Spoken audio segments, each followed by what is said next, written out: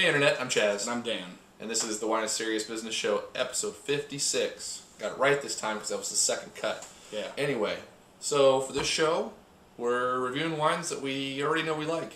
Yep. We've been fans of these for a while, and one of the things we've talked about wanting to do with the show but haven't been doing a whole lot, in addition to exploring new stuff, is sharing some of the stuff with you guys that we like. And we thought tonight was a good night to do that. Our schedules are kind of open, so we'll hang out, drink some good wine, share with you guys, let you guys know about some of our favorite stuff coming out of Oregon. Absolutely. So it should be fun.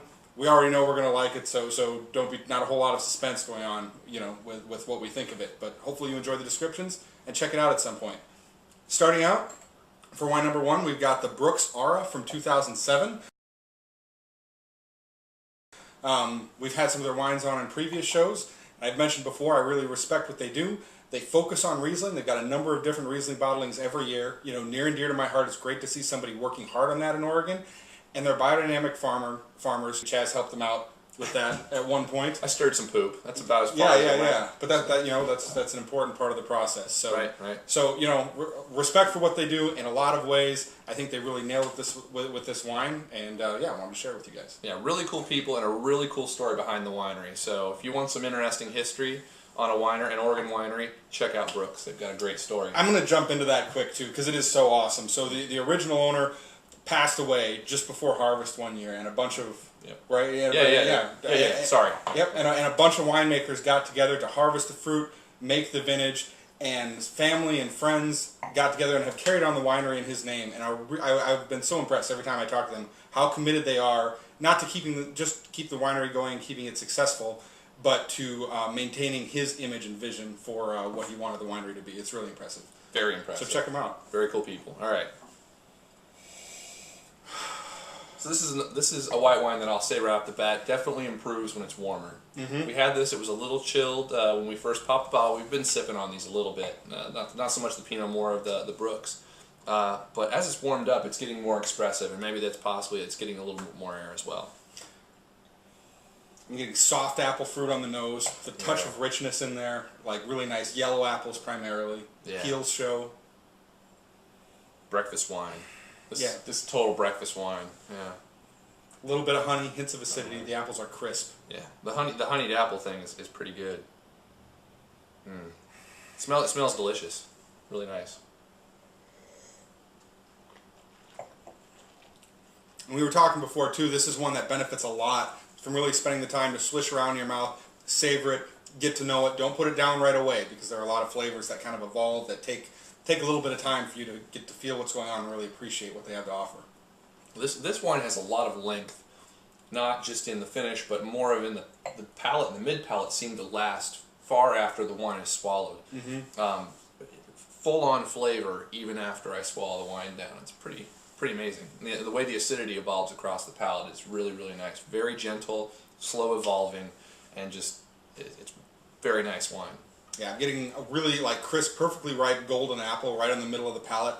Just enough richness to to get the feel of the fruit, to really enjoy the fruit, and the fruit flavor as well as the acidity builds after you swallow. And this is something that I've been seeing more with a couple Austrian wines as I've been venturing into some Austrian Rieslings. It's a similar experience where it's kind of light, clean, lighter, clean fruit right away, and then the experience kind of evolves. The acidity slowly dries the palate out. The fruit lingers, balance remains throughout the entire experience. And even now, I probably took that sip maybe 10, 15 seconds ago, and I'm still tasting it. It's cool. Nice just stuff. Clean, well put together, and there's a soft element to the mouthfeel too that accompanies the acidity, which is what really impresses me, that you're getting two sensations. As the acidity is drying and leading into the acidity drying, you're getting a real soft sensation along with the apple fruit. That's a good way of putting that, yeah. So, big fan of this, right? We've got evolution, good fruit flavor, acidity. This is all the stuff that's right up my alley. This is my favorite American Riesling right now. I'm going to go with 90 plus points on this for me. Excellent job. Check it out if you get the chance. 89 points for me. I'm not as excited about Dan. I should go 90 points on it, honestly, because he made it correct. He's completely correct in saying that it does have evolution. It's got some complexity. It's got very good balance. It's got very good acidity. I'm just not as wildly as excited about Rieslings, and typically my palate is more towards sweet Rieslings when I drink them. Like their sweet pea. Mm-hmm. Still giving Brooks props. Their sweet pea is my favorite American Riesling. So, but this is still very delicious. And if you like a drier style Riesling, this is awesome. So 90 points for me.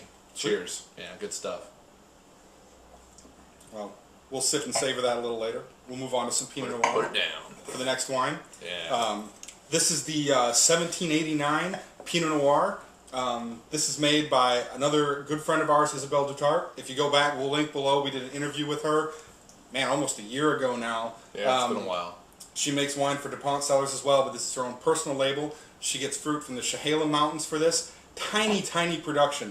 165 cases of this wine. So small run. Her own project, 1789, is named after the French Revolution, which is kind of a memento to her moving from France to the United States to make wine as well. Huh. And 2008 vintage, which is I've been so far. I've been 100% impressed with the 2008 vintage in Oregon. I mean, a lot of great wines so far.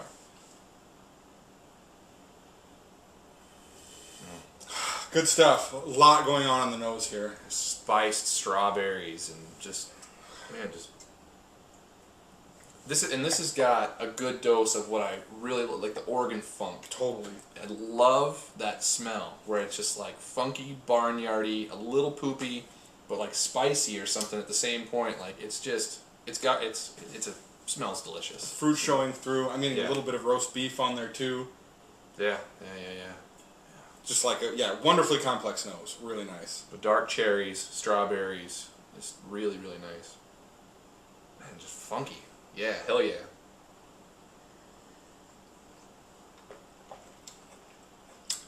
One of the things I love about good Oregon Pinot Noir is you get that really soft texture running all the way across the palate. And this feel on the totally mouth, delivers. Feels soft from beginning to end, even on the finish. You're getting some structural elements evolving. The acidity comes into play. It's full. She always puts the acidity to good use in her wines, which is one of the things I really like. But this soft mouthfeel runs all the way out into a nice long finish. Tannins come in pretty light and pretty late.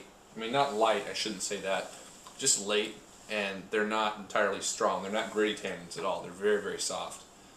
Yeah. And just a balance showing later. What kind of fruit are you getting out of this? I mean, the strawberries on the nose. I'm getting, some blackberry. You get a lot of that. I'm getting some dark cherry as well.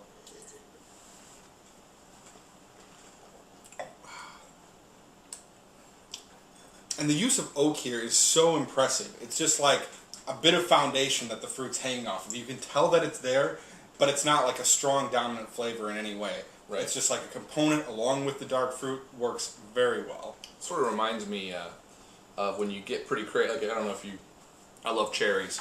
Eat quite a bit of them.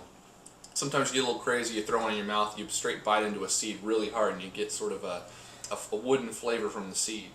That's sort of almost the way the oak is used here. I mean, the flavor of the fruit is nice. Full on, and you're getting just a little bit of wood back there, but it just it brings the fruit out so much more. It's delicious. It's just really good. Everything dries out towards the end. You're getting nice fruit flavors that are strongest at the back. At the beginning, it's kind of a lighter touch. Yeah. Maybe a little bit of like strawberry fruit or like brighter cherries in the beginning. Yep. Everything becomes darker as the oak builds. The acidity lingers so nicely on the palate. Really good acidity on this. Yeah, a lot of the acidity does linger a long time. Yeah, it makes the mouth water. The fruit's still there lightly in the background. Again, good complexity, great flavors, super clean, super well put together. Well done. 91 points for me.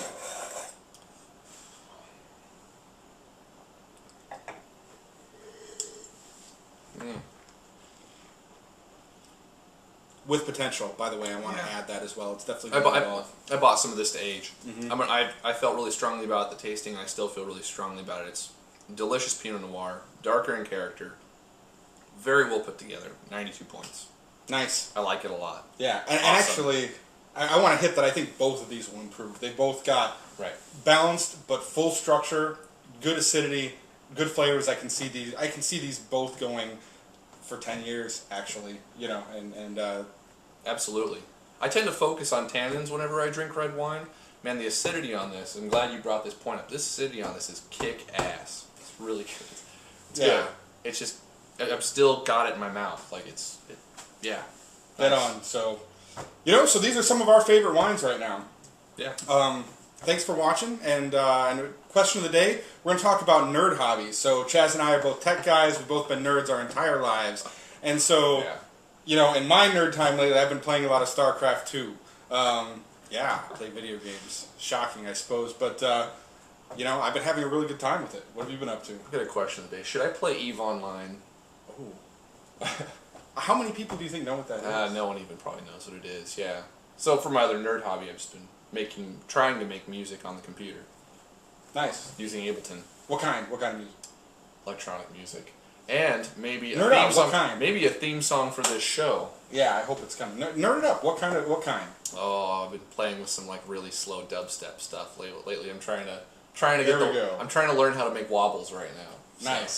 Nice. So there you go. There's like a little insight into our more nerdly lives outside of wine. Yeah. What is your nerd hobby? Let us know. That's a good question. All right, guys. Thanks for watching the show, and we'll see you next week.